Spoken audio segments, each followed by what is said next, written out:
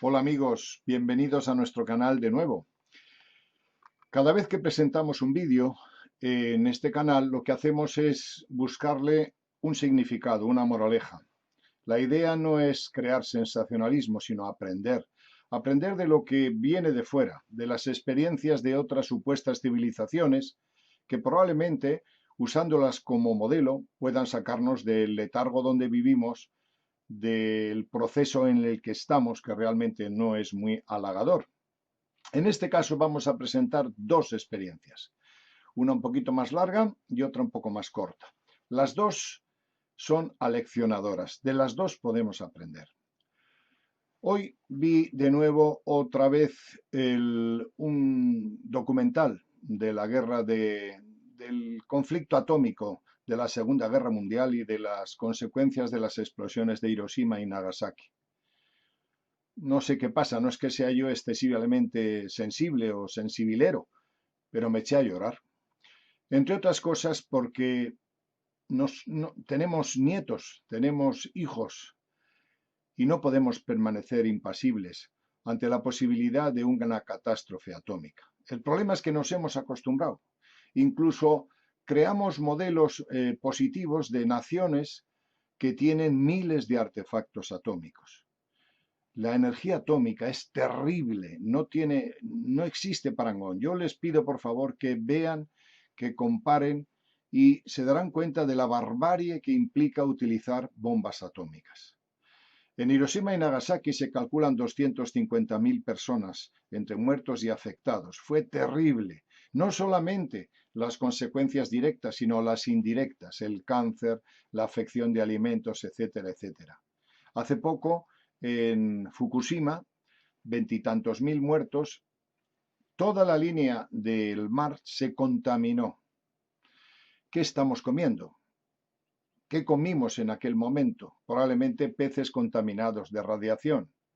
Además, curiosamente, en Europa, que es donde hasta ahora han sido los escenarios, y Japón, los escenarios de las confrontaciones de digamos, de la bomba atómica en un caso y de las averías de las centrales nucleares en otro, se ha incrementado de una manera muy extraña las afecciones tiroideas, sobre todo en el género femenino.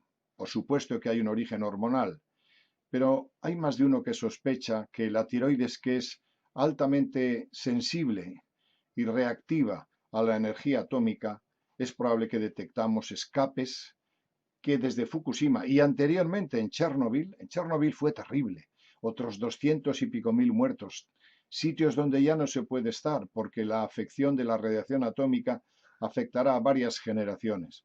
Es terrible lo de la energía atómica, terrible. El vídeo que vamos a presentar habla de eso, de cómo una central atómica se destruye como consecuencia de una acción catastrófica de otro planeta afectado por el Sol, etcétera, etcétera. Y me hizo sensibilizarme un poco con el problema de la bomba atómica. Pero no solamente tenemos, digamos, misiles intercontinentales para ir de un continente a otro, no. Tenemos en el espacio, en órbita, miles de cabezas nucleares que son capaces de impactar en 1 centímetro cuadrado. Son dirigidos por GPS y vivimos en una especie de espada de Damocles que mañana puede dispararse. Pero vivimos en una inercia de aceptación, bien porque vemos espectáculos que nos hacen acostumbrarnos a esta situación, porque estamos drogados con la falta de conciencia y bueno, seguimos votando a partidos belicistas, aceptamos las cosas tal y como son y no nos cuestionamos que lo de la energía atómica es terrible, es terrible. Bien, en este vídeo vamos a hablar de las catástrofes que afectan a una civilización, pero que también nos pueden afectar a nosotros. La primera es el Sol. El Sol nos da la vida, pero nos puede dar la muerte. Puede haber una reacción, digamos, termonuclear de la eyección solar, de la propia actividad solar, que nos puede matar, y nos puede matar en un segundo, en un minuto, como parece ser que ocurrió con los antiguos diplodocus, los saurios que vivían hace 60 o 70 millones de años en el planeta. Otro de los peligros que hay son los meteoritos. Un meteorito puede impactar y puede venir de cualquier ángulo de la galaxia A lo mejor tenemos tecnología para desviarlo, hay películas que hablan de eso, pero a lo mejor no. Y también puede causar una acción tremenda. No podemos evitar seguramente las acciones externas a nosotros, la radiación solar y el meteorito, pero sí la energía atómica. La energía atómica es la tercera causa que nos puede afectar gravemente. De hecho, en 1900, del 45 al 50, hubo una especie de invasión de naves extraterrestres a la Tierra. Venían porque detectaron que habíamos roto el átomo de uranio y luego el átomo de hidrógeno. Sobre todo con la bomba termonuclear de hidrógeno vinieron grandes civilizaciones a advertirnos, a preservarnos de lo que iba a ocurrir o de lo que podría ocurrir. Las explosiones que se producen en los años 50 y 60 son tremendos. Todas las naciones ensayaron explosiones atómicas en distintos lugares de la Tierra y nadie se ha preguntado qué pasó con el estroncio 90, que es lo que resulta de la explosión. El estroncio 90 es el resultado residente en la atmósfera de la explosión, y las radiaciones propias atómicas de dichas explosiones, que hubo muchas, hubo miles. ¿Qué pasó? ¿Por qué no nos morimos? ¿Por qué no afectaron al planeta? Sencillamente porque la civilización, una serie de civilizaciones del espacio confederadas, absorbieron el estroncio 90, lo quitaron de la atmósfera y nos salvaron la vida. Pero nosotros persistimos en hacer más bombas. Incluso la seguridad de una nación se mide en el número de bombas que tiene. Pero es que la radiación atómica, con el viento, con cualquier cambio climatológico, afecta a todo el mundo, incluso al que la tira. Estamos en una locura permanente. En este caso, los vídeos que vamos a presentar son dos partes, es un vídeo pero en dos partes. En uno habla de una civilización que tiene que escaparse de su planeta después de una terrible destrucción. Incluso se narra una imagen de cómo el testigo que habla con John Mann, que es la persona que tiene el contacto, le habla de cómo pierde, incluso le muestra imágenes de su mujer y sus hijos muertos. Y cómo vienen al planeta Tierra a buscar refugio. El problema es que en la Tierra hay más bombas atómicas que en su propio planeta. Y probablemente salieron corriendo de aquí. La historia es de John Mann, una experiencia interesante. Dio la vuelta al mundo en su momento y creo que debéis de escucharla y valorarla. A mí realmente me ha sensibilizado mucho, entre otras cosas porque, como antes he dicho, vi de nuevo, hace poco vi otra vez el documental de la bomba de Hiroshima y Nagasaki y me sensibilizó. Enseguida me vino a la cabeza este contacto extraterrestre que, como os he dicho, vamos a verlo a continuación. Vamos a hacer una pequeña ilustración. La segunda parte del vídeo habla de Andrija Puharich. Creo que fue un gran hombre, un parapsicólogo, un médico parapsicólogo que aportó muchísimo, muchísimo a la parapsicología, a las ciencias paranormales y a la investigación. Se trata de una mujer, una físico, que fue contactado por extraterrestres y que hablan de cómo en el futuro vamos a tener un montón de problemas que ya empiezan a aflorar, de cambio climático, de sequía, de terremotos, de destrucción, etcétera, etcétera. Es interesante reflexionar sobre ello.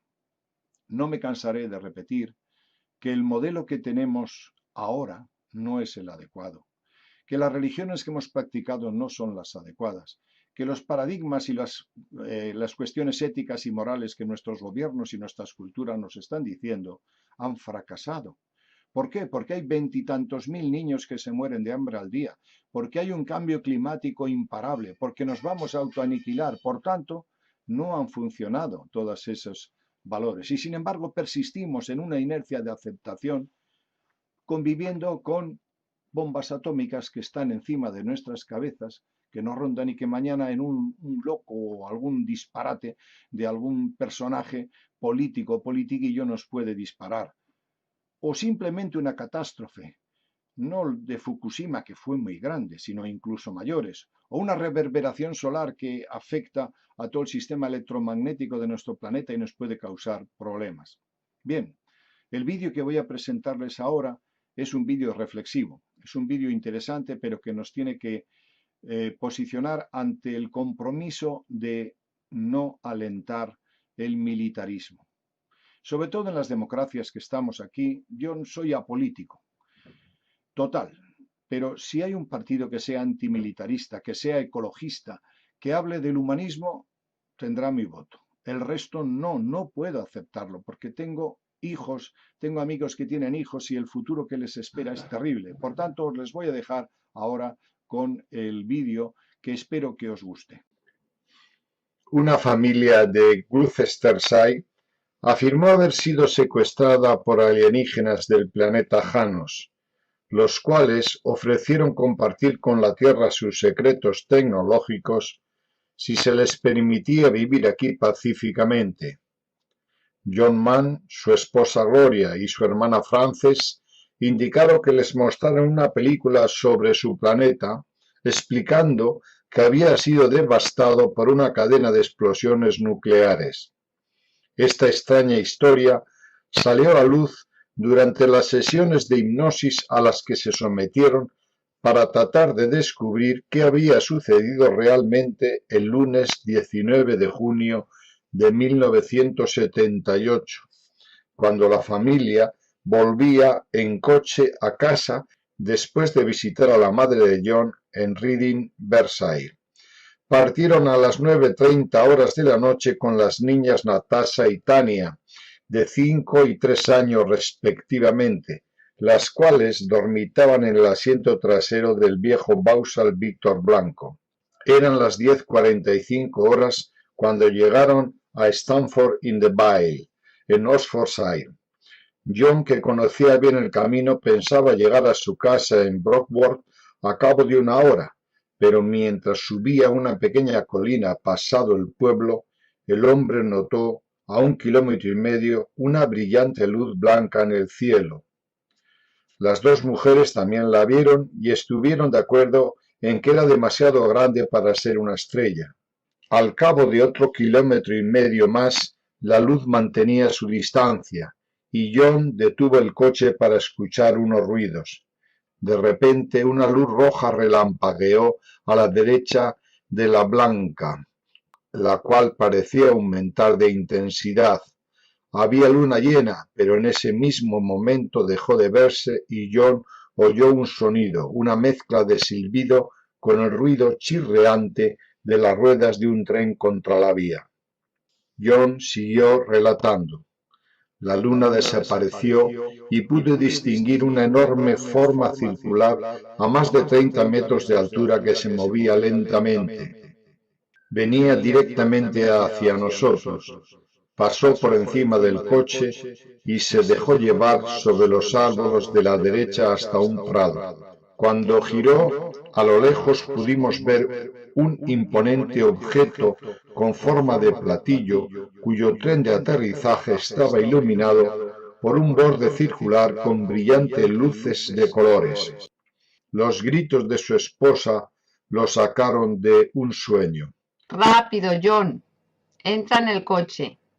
Está a punto de aterrizar. Arrancó y apretó el acelerador, pero al cabo de recorrer 100 metros advirtió que el coche ya no circulaba en la conocida carretera A417. Todo estaba negro como la boca del lobo y estábamos estrechamente encerrados por un alto y espeso seto por encima del cual no podía ver.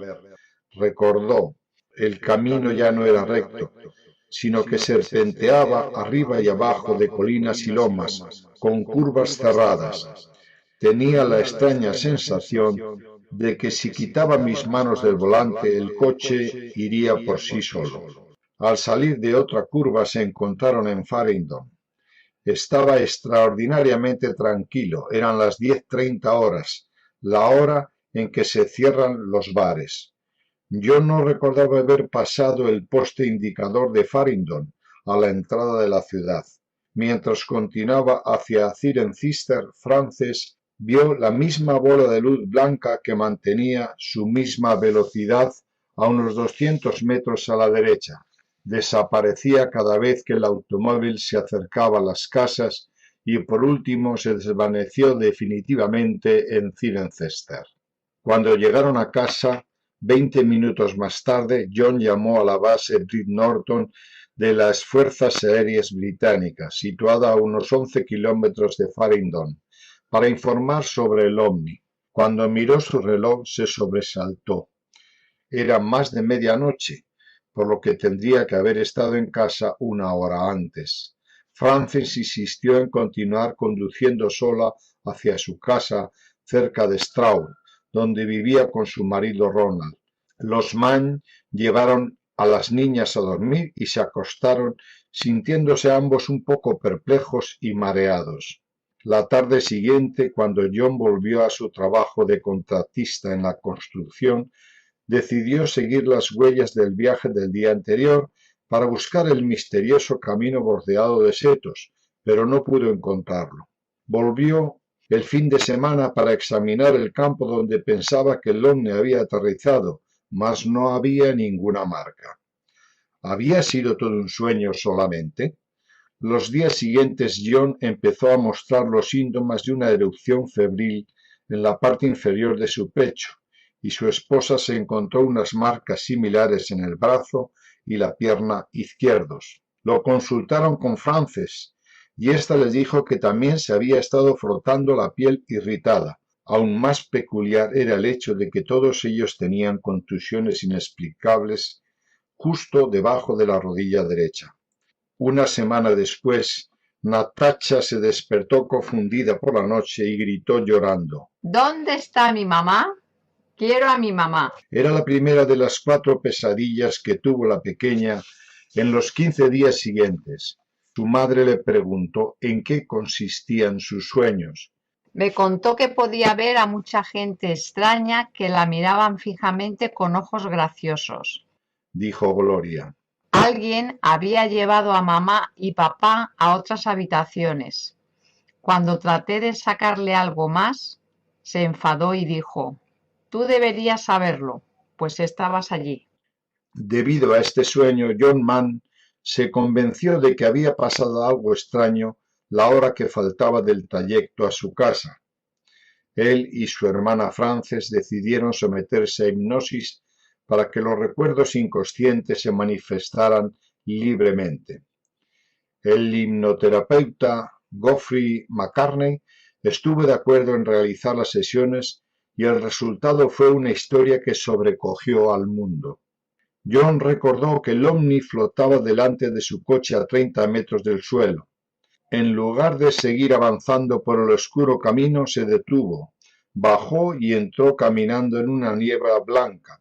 Al menos 8 figuras indefinidas pasaron delante de él caminando en silencio hacia el automóvil y regresaron con las mujeres y las niñas.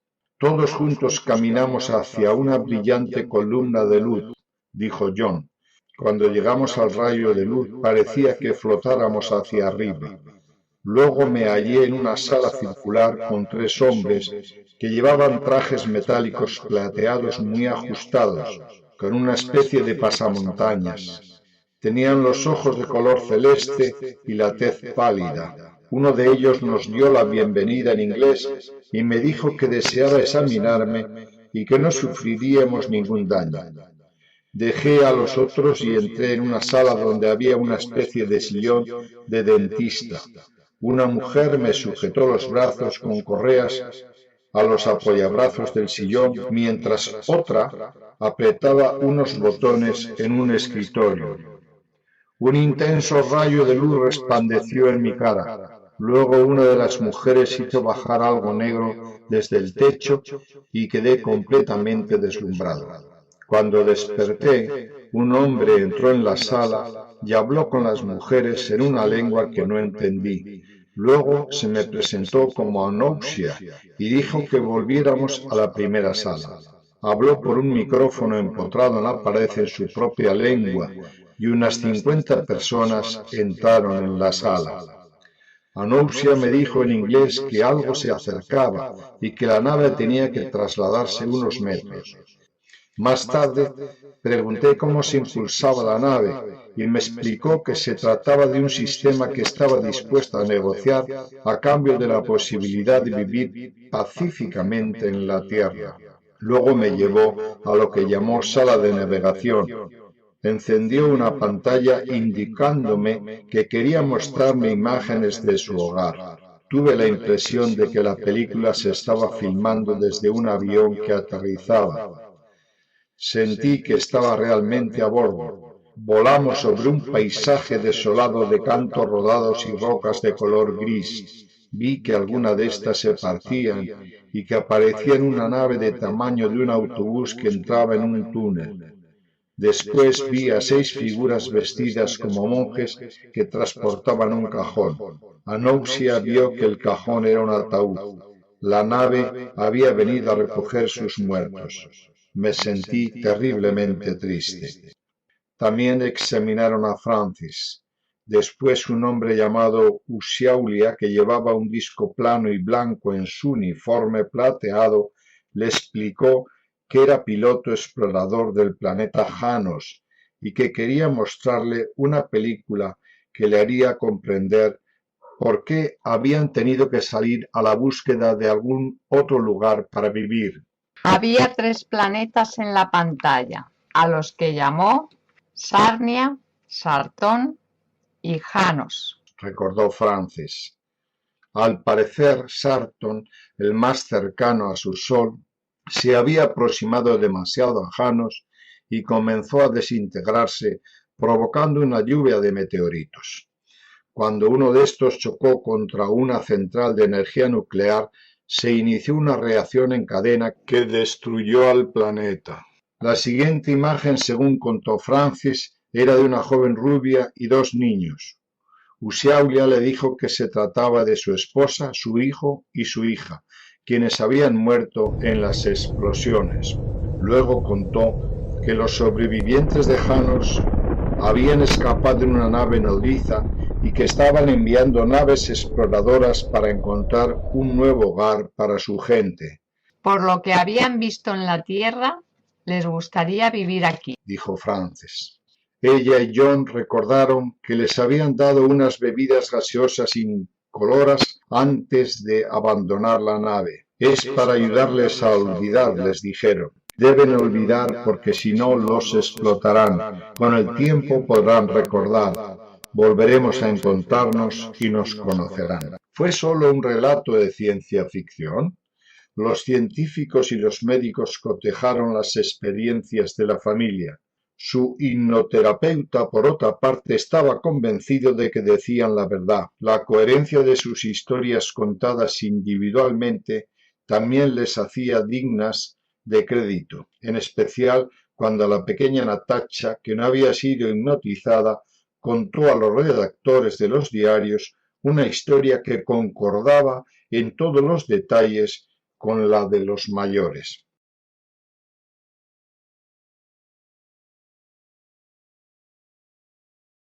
La física Greta Woodruff de Connecticut sostuvo que los alienígenas habían puesto en contacto con ella y le habían dicho que esperaban poder ayudar a la Tierra para hacer frente a las futuras catástrofes. Woodruff afirmó que durante unos experimentos del parapsicólogo Andrija Puharich en los laboratorios Osinin en Nueva York, se había encontrado con seres de un planeta llamado Gata, situado a muchos años luz de distancia.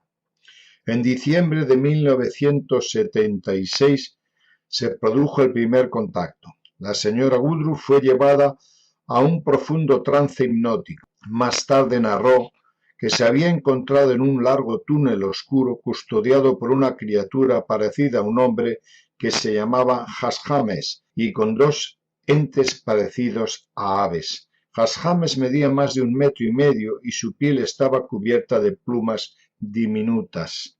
Sus grandes ojos luminosos se hallaban salpicados con unos puntos de color dorado y carecían de pestañas. Su labio superior se parecía a un pico. Conversaban por telepatía. La figura habló sobre el planeta Ogata. La señora Woodruff sostuvo que durante el segundo experimento su alma abandonó su cuerpo para transportarse al mismo Ogata. Todo resplandecía allí. La superficie estaba cubierta con unos puntos que parecían canicas partidas por la mitad y que contenían una sustancia preciosa similar al agua. En la siguiente sesión, según la señora Woodruff, un ente llamado Gata le habló. Me dijo que en el pequeño planeta Vesta que se encuentra en nuestro sistema solar, los seres habían construido una estación intermedia que sería utilizada para ayudar a la Tierra. Una flota de naves espaciales llamadas Gatae descenderían a la Tierra cuando ocurrieran drásticos cambios. Sus preparativos ya estaban en marcha. La señora Woodruff añadió que entonces le mostraron escenas de devastaciones que en las próximas décadas podían ocurrir en la Tierra. Inundaciones, huracanes, tormentas supermagnéticas, sequías, terremotos, erupciones volcánicas, maremotos y gente que moría de sed y hambre. Los extraterrestres me contaron que ellos mismos eran supervivientes de holocaustos, como los que podría sufrir la Tierra. Luego dijeron, a pesar de lo que el hombre pueda hacerse a sí mismo y de los planes de la naturaleza, en el cosmos existen civilizaciones que creen que vale la pena ayudar a la Tierra. Bien, amigos, espero que os haya gustado el vídeo que hemos presentado, o por lo menos que nos haya hecho a todos, a vosotros y a nosotros, reflexionar sobre el futuro que tenemos delante y que tenemos que construir. Muchas gracias y hasta otro día. Queridos amigos terrícolas, espero que os haya gustado el vídeo que acabáis de ver. Os animo a suscribiros a nuestro canal, pues es el representante nuestro en la Tierra de la flota intergaláctica. Adiós.